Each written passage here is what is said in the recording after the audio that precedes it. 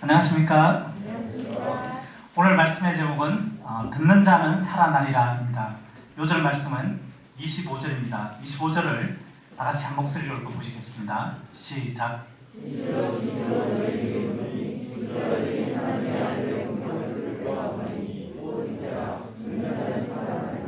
제가 잠시 기도하겠습니다. 거룩하신 하나님 아버지, 저에게 늘 생명의 말씀을 주시고 또 말씀으로 저희들을 살리신 것을 감사합니다. 이 시간 또 말씀을 통해 저희를 만나주시고 저희의 또 영혼이 살아나서 주님을 예배하는 시간 되기를 간절히 기도합니다. 부족한 종에게 성령의 기름을 부어주십시오. 예수님의 이름으로 기도합니다. 아멘. 우리는 앞장에서 예수님께서 죽어가는 왕의 신하의 아들을 가라, 내 아들이 살아있다 라고 말씀하심으로 살리시는 것을 보았습니다. 또한 38년 된 병자에게 일어나 내 자리를 들고 걸어가라 말씀하심으로 그 병자를 일으켜서 그 병자가 자리를 들고 걸어가게 하는 것을 보았습니다. 이처럼 예수님의 말씀은 듣는 이들에게 생명을 줍니다. 그래서 죽은 영혼을 일으켜 세웁니다. 이 시간 말씀을 통해 죽은 자들을 살리시는 예수님을 만나기를 기도합니다. 제1장 하나님과 동등하신 예수님 18절에서 30절까지입니다. 지난주 우리는 예수님께서 안식일에 38년 된 병자를 고쳐주시는 것을 보았습니다. 그런데 이를 안 유대인들은 예수님이 안식일을 범했다며 예수님을 박해하였습니다. 예수님은 그들에게 하나님 아버지께서 일하시니 아들인 나도 일하는 것이다 라고 대답하였습니다. 그러자 그들은 신성모독이라며 맹렬한 분노로 예수님을 죽이고자 하였습니다. 왜냐하면 하나님을 친아버지가 하여 자기를 하나님과 동등으로 삼는다고 보았기 때문입니다. 이에 예수님은 상남 유대인들에게 19절에서 22절까지 해서 자신이 왜 하나님과 동등한지를 설명해 주십니다. 먼저 19절을 보십시오. 예수님은 하나님께서 행하시는 것을 다 지켜본 후에 그대로 따라서 하나님과 똑같이 동일하게 일을 하십니다. 하나님과 예수님 사이에는 비밀이 없으십니다. 그 이유는 아들이신 예수님을 하나님께서 너무나 사랑하시기 때문입니다. 여기서의 사랑은 헬라어로 필레오라고 합니다. 부자지간의 친밀한 사랑을 표현하는 것입니다. 다시 말해 아주 친한 친구, 베스트 프렌드, 절친처럼 동등하고 하나된 사랑의 관계를 표현해 줍니다. 하나님은 예수님을 자신의 생명처럼 사랑하십니다. 그래서 당신의 생각과 계획과 감정까지 다 알려주십니다. 당신이 행하시는 모든 일과 행동을 예수님에게 생중계하듯이 다 보여주십니다. 감추는 것이 하나도 없습니다. 예수님은 이 하나님을 너무나도 사랑하고 존경하며 또한 신뢰합니다. 그래서 늘 하나님의 생각과 계획에 동의하시고 하나님의 뜻에 순종하십니다. 이 예수님은 늘 하나님과 같은 생각, 같은 계획, 같은 감정, 같은 사랑을 품으십니다. 그래서 우리는 이 예수님을 통해서 하나님을 볼 수가 있습니다. 하나님이 어떠한 분인지를 예수님을 통해서 알 수가 있습니다. 실로 이 하나님과 예수님은 하나요, 일체이십니다. 그런데 20절 하반절에서 하나님은 예수님에게 더 큰 일들을 보여주신다고 말씀하십니다. 여기서 더 큰 일들이란 부활과 심판 사역을 가리킵니다. 이 두 가지가 또한 예수님이 하나님과 동등하신 이유가 됩니다. 21절을 같이 읽어보겠습니다. 시작. 아버지께서 죽은 자들을 우리가 살리신 것 같이 아들도 자기가 원하는 자들을 살리느니라. 여기서의 부활은 예수님 자신의 부활을 가리키는 것이 아닙니다. 예수님은 죽은 인간들을 살리시는, 예수님께서 죽은 인간들을 살리시는 부활 사역에 대한 것입니다. 그런데 예수님의 부활 사역은 육체적으로 죽은 사람들을 일시적으로 다시 살리시는 구약에서 하나님이 보여주신 것과 같은 사역에 국한되지 않습니다. 예수님의 부활 사역은 이보다 더 큽니다. 그것은 영생을 주는 사역입니다. 영생이란 요한복음 1장에서 배웠듯이 죽음의 반대말입니다. 여기서 죽음이란 죄의 대가로 받게 되는 하나님의 심판을 의미합니다. 그 심판은 1차적으로 병들어 죽은 후에 그 육체가 흙으로 돌아가는 것입니다. 그런데 이것이 끝이 아닙니다. 하나님은 인간의 몸을 입고 인자가 되어 십자가에 달려 죽기까지 순종하신 예수님께 더 큰 심판의 권한을 주셨습니다. 그것은 육체의 죽음 이후에 있게 될 영원한 지옥 형벌을 가리킵니다. 이러한 죽음의 심판은 이론이 아니라 우리를 가장 두렵게 하고 가장 슬프게 하고 절망적이 되게 하는 무서운 실존입니다. 사람들은 죽음이 두렵지 않다고 말합니다. 죽으면 죽지 뭐. 다들 언젠가는 죽을 텐데 나도 죽지 뭐. 그렇게 간단하게 말합니다. 그러나 막상 큰 병에 걸리거나 사고를 당해 죽음의 문턱에 가보면 그런 말을 하지 못합니다. 그때는 정말 이 죽음이 단순한 육체의 소멸과 영혼의 사라짐이 아니라 다시는 빠져나올 수 없는 영원한 지옥 심판을 향해 가는 것임을 알게 되기 때문입니다. 예수님이 주시는 영생의 사역은 이러한 죽음의 심판이 없는 것입니다. 그래서 어떠한 죽음의 그림자도 없이 영속적으로 누리는 가장 큰 기쁨과 행복과 활력에 찬 영적, 도덕적 생명을 뜻합니다. 그런데 예수님은 어떤 사람들에게 이러한 영생을 주시는 것일까요? 24절을 우리 형제님들께서 같이 읽어보시겠습니다. 시작. 내가 진실로 너희에게 이르노니 내 말을 듣고 또 나의 진실을 믿는 자는 영생을 얻고 심판에 이르지 아니하나니 사망에서 생명으로 옮겼느니라. 예수님은 당신의 말씀을 듣고 또 당신을 보내신 하나님을 믿는 자들에게 영생을 주십니다. 예수님을 보내신 하나님을 믿는다는 것은 예수님께 대한 하나님의 약속을 믿는 것입니다. 그 약속은 요한복음 3장 16절에 잘 기록되어 있습니다. 하나님이 세상을 이처럼 사랑하사 독생자를 주셨으니 이는 그를 믿는 자마다 멸망치 않고 영생을 얻게 하려 하심이니라. 영생을 얻는 자들은 심판에 이르지 않습니다. 하나님께서 그들을 사망에서 생명으로 옮겨주십니다. 옮긴다는 말은 이전 것을 완전히 청산하고 새로운 상황에 놓여진다는 것입니다. 즉 사망과는 모든 관계를 끊어버리고 이제는 생명의 상태만이 지속되어서 온전한 영생에 이르게 된다는 것입니다. 이 얼마나 감사하고도 축복된 말씀입니까? 그렇다면 이런 일이 언제 일어나는 것입니까? 25절을 자매님들께서 읽어주시겠습니다. 시작.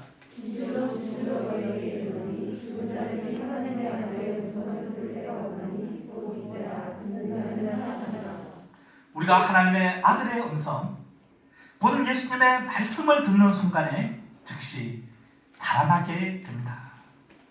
여기서 듣는다는 말은 헬라어로 아코라고 합니다. 단순히 청취한다는 뜻이 아닙니다. 듣고 들은 말을 믿음으로 순종한다는 것입니다. 그때 듣는 자는 살아나게 됩니다.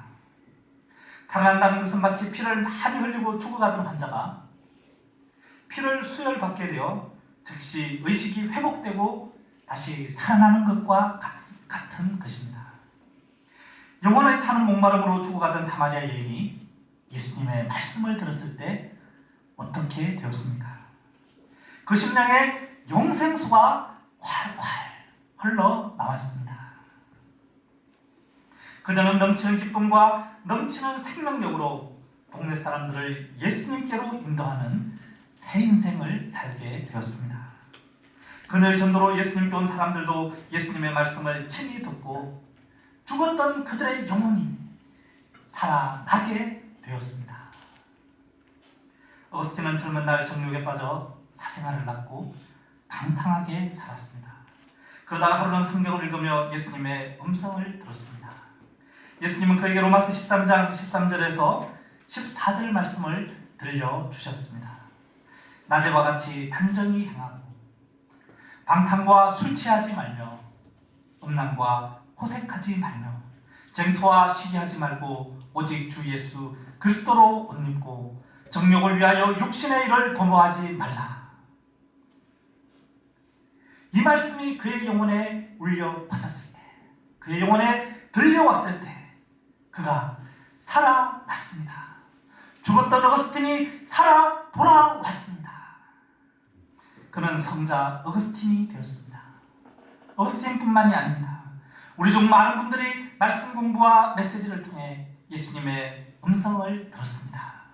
특히 십자가상에서 외친 예수님의 용서의 기도와 부활의 복음을 들었습니다. 예수님의 음성을 들은 이들은 모두가 살아나 완전히 새로운 생명, 영생을 얻게 되었습니다.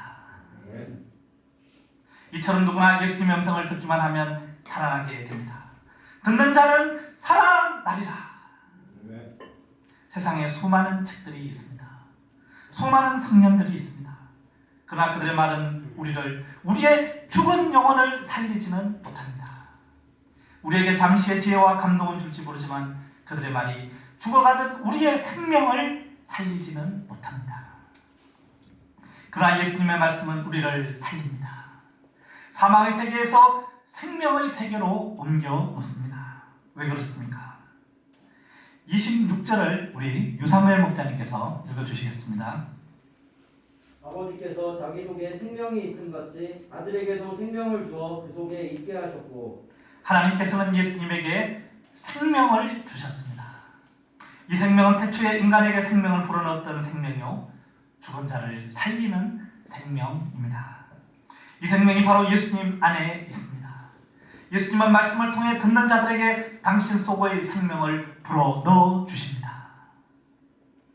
그러므로 우리가 예수님의 말, 곧 그 음성을 듣게 되면 우리의 죽은 영혼이 거듭남을 체험하고 살아나게 됩니다. 에스겔 37장을 보면 에스겔은 환상 중에 마른 뼈가 가득한 죽음의 골짜기를 보게 되었습니다. 이때 하나님께서 그 마른 뼈들을 향하여 말씀하셨습니다. 너희 마른 뼈들아, 여호와의 말씀을 이 파리가 말씀을 들으려고 계속 달라고 있습니다. 들을지어다. 파리도 들을지어다. 내가 생기로 너희에게 들어가게 하리니 너희가 살리라. 이때 하나님의 말씀을 들은 마른 뼈들이 서로 연결되고 살이 붙고 힘줄이 생겨나고 곧 살아나서 큰 군대가 되었습니다. 이처럼 우리가 성자 하나님이신 예수님의 음성을 듣게 될 때 아무리 마른 뼈와 같은 인생을 살던 자도 살아나게 됩니다. 참으로 예수님의 말씀은 살아있고 운동력이 있습니다. 이번 주에 종로 7구 문혜정 목자님의 부친 장례식장에 조문을 갔습니다. 딸인 문혜정 목자님은 폐암에 걸려 죽어가는 아버지를 찾아가 몇 시간 동안 십자가 복음 가사가 있는 찬송가를 불러주며 아버지 귀에 예수님의 말씀과 복음을 들려주었습니다. 그러자 80이 넘은 아버지가 예수님을 구주로 영접하고 몇 번씩이나 신앙을 고백하며 병상에서 세례까지 받았습니다.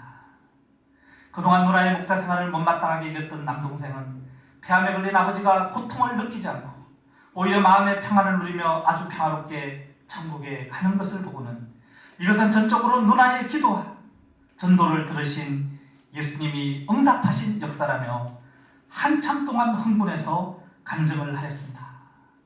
제가 다리가 아파서 이제 앉아서 하자고 좀 데리고 갔습니다. 정말 그 아버지는 80평생을 하나님을 믿지 않다가 정말 아무 공로도 없이 딸 빼고 천국에 들어가게 되었습니다.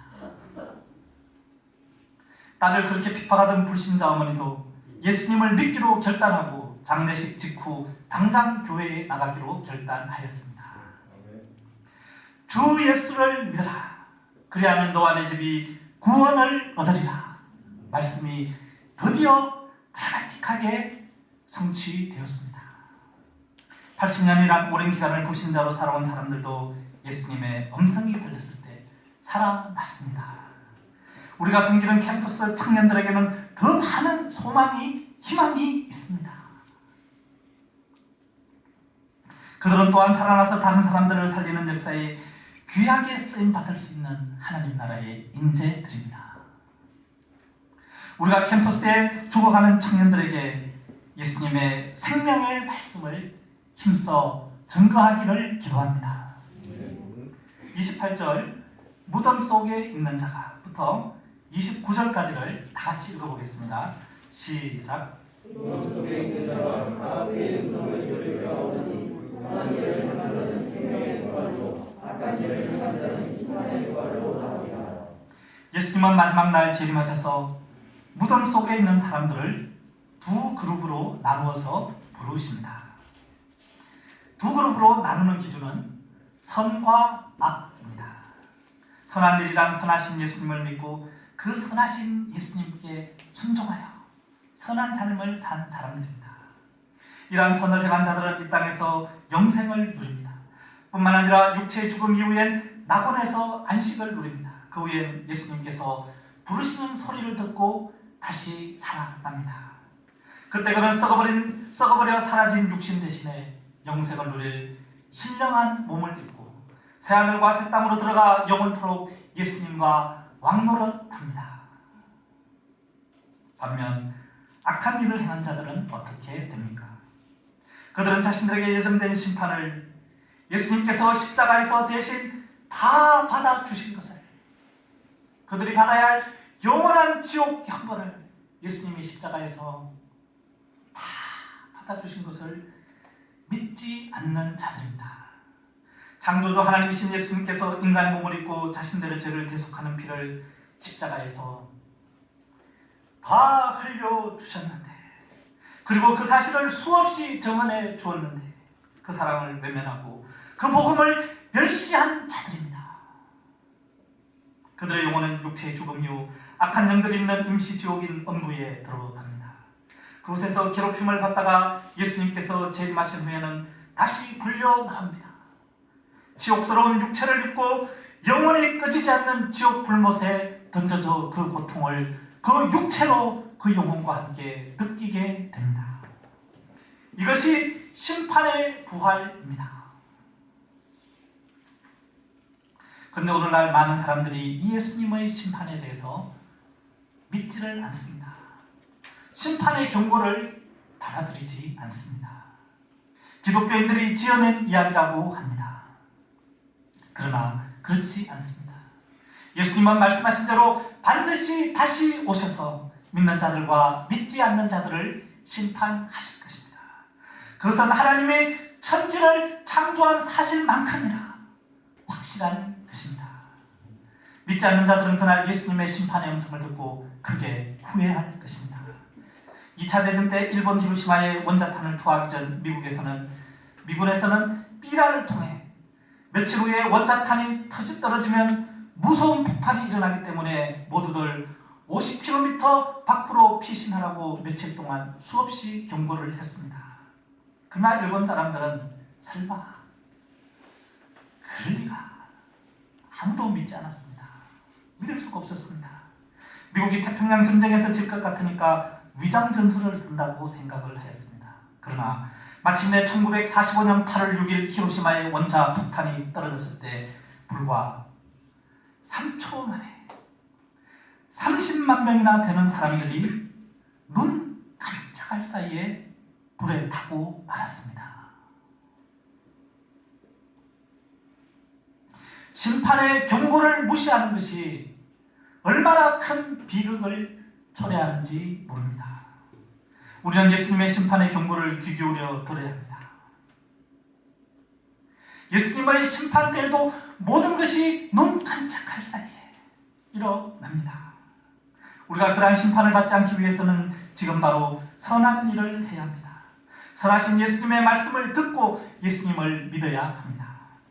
그러면 영원한 지옥 심판을 면제받습니다. 죽음에서 해방됩니다. 살아나 영생을 누리게 됩니다. 바로 지금부터. 이것이야말로 우리 모든 인생들이 들어야 할 가장 놀라운 생명의 복음 굿 뉴스가 아니겠습니까?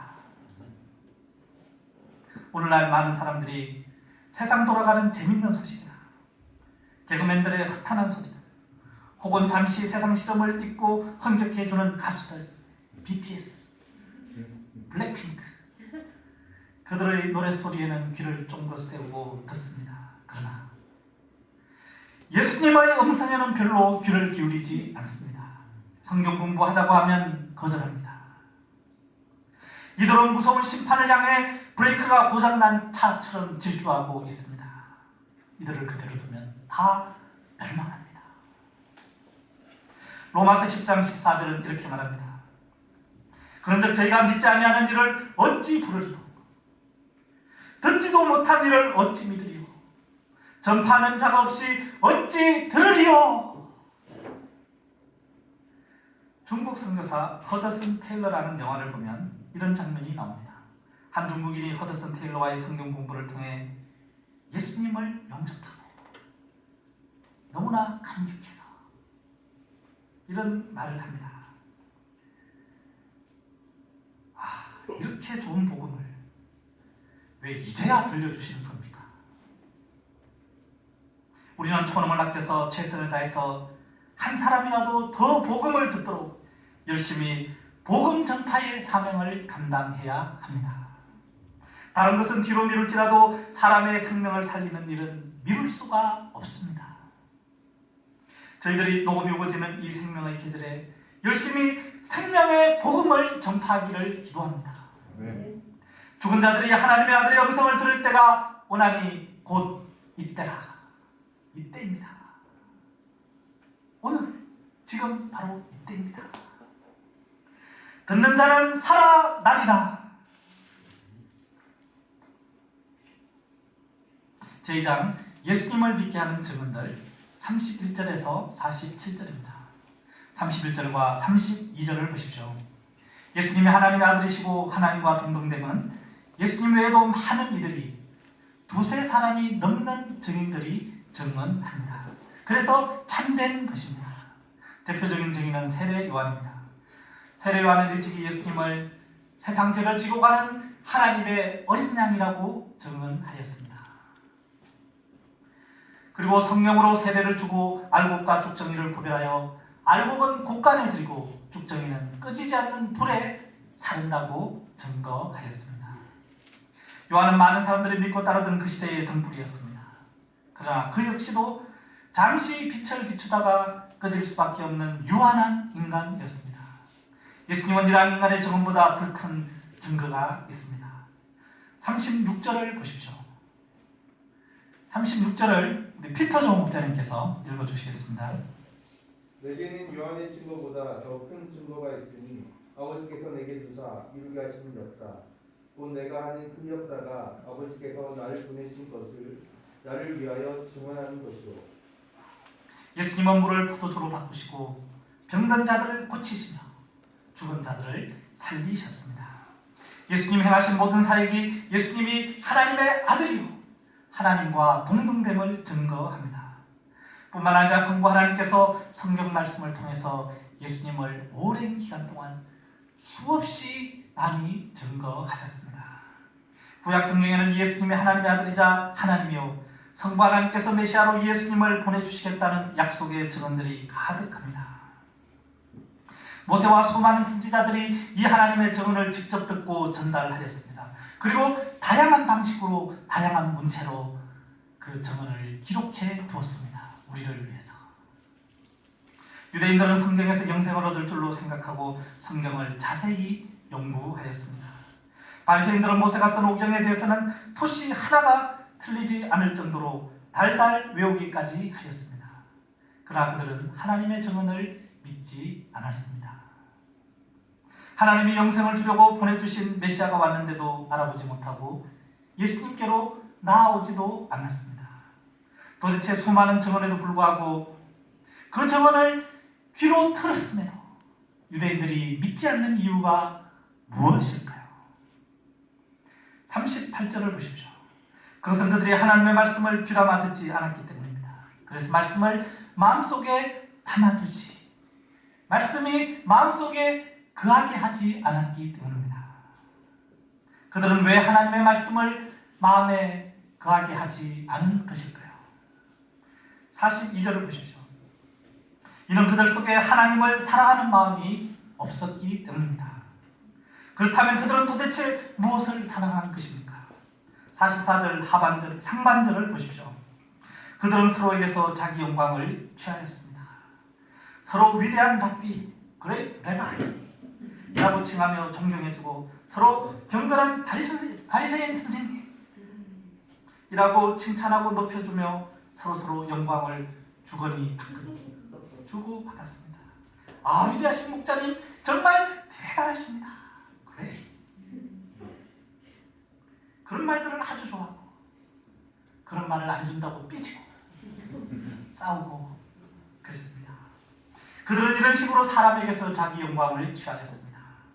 그들은 사람들에게서 존재 의미를 찾았습니다. 그들이 추구한 영광은 세상에서 사람들에게서 인정을 받고 잘 대접을 받는 것입니다.